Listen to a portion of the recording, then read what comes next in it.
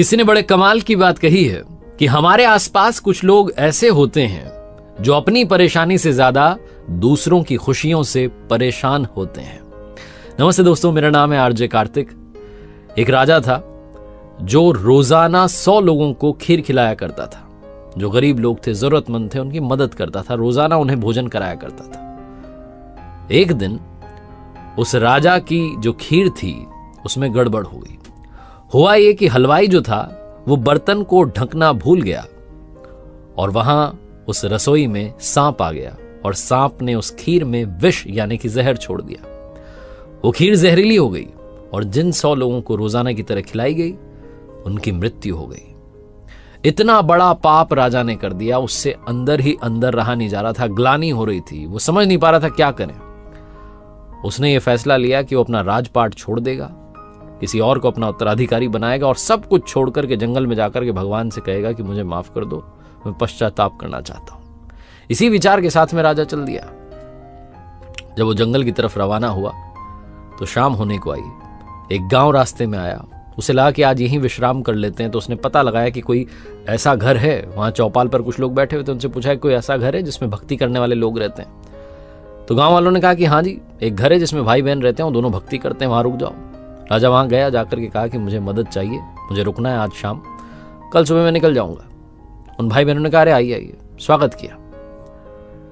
जो बहन थी वो रोजाना सुबह जग करके ध्यान करती थी, ईश्वर की आराधना करती थी, मेडिटेशन करती थी। उसके बाद में, ध्यान के बाद में, वो नाश्ता बनाती थी, दिन का रूटीन फॉलो करती थी। तो अगली सुबह वो जगी, ध्यान में बैठी, लेकिन उसके बाद उठी नहीं। बहुत समय हो गया। जब वो ध्यान से उठी तब तक बहुत देर हो गई थी। भाई जो था वो चिढ़ने लगा, गुस्सा करने लगा कि दीदी तुमने क्या कर दिया, हमारे घर में मुसाफिर रुका है, उसे भोजन कराना है, उसे भेजना है, तुम इतनी देर से जगी।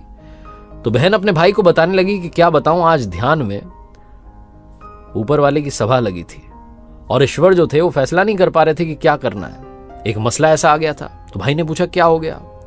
तो बहन ने बताया कि एक राजा है जिसने 100 लोगों को जहरीली खीर खिला दी और वो सब उससे गलती से हुआ, भूल से हुआ। अब ईश्वर फैसला नहीं कर पा रहे हैं कि ये जो पाप है इसका ये किसको लगेगा, राजा को लगेगा, उस सांप को लगेगा जिसने जहर छोड़ दिया बर्तन में, या उस हलवाई को लगेगा जिसने वो बर्तन ढका नहीं। ये फैसला चल रहा था, बहुत लंबी बहस चल रही थी।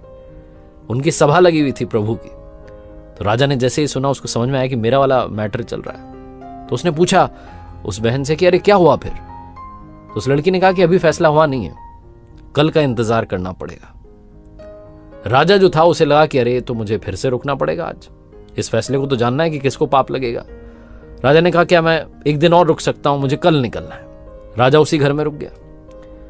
गांव में दिन भर चौपाल में चर्चा होती रही कि वो जो आदमी कल आया था शाम में मुसाफिर, जो कह रहा था कि मुझे भक्ति वाले घर में रुकना है, ढोंग कर रहा था। जहां उसने देखा कि एक जवान लड़की रहती है भाई के साथ में, उसकी नजर खराब हो गई।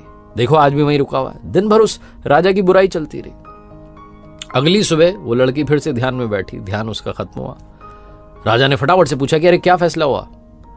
लड़की ने कहा कि वो ईश्वर की सभा में फैसला हुआ कि वो जो पाप है वो तो मेरे गांव में जो चौपाल पर लोग बैठते हैं वो बांट के ले गए। छोटी सी कहानी है, लेकिन सिखाती ये है कि जो निंदा करते हैं, जो बुराई करते हैं, दिन भर गॉसिपिंग में लगे रहते हैं, इसकी बुराई उसकी बुराई, वो दूसरों का पाप भी अपने माथे लेकर के घूम रहे होते हैं। इसीलिए हमेशा हमें किसी की भी हो बुराई से बचना चाहिए।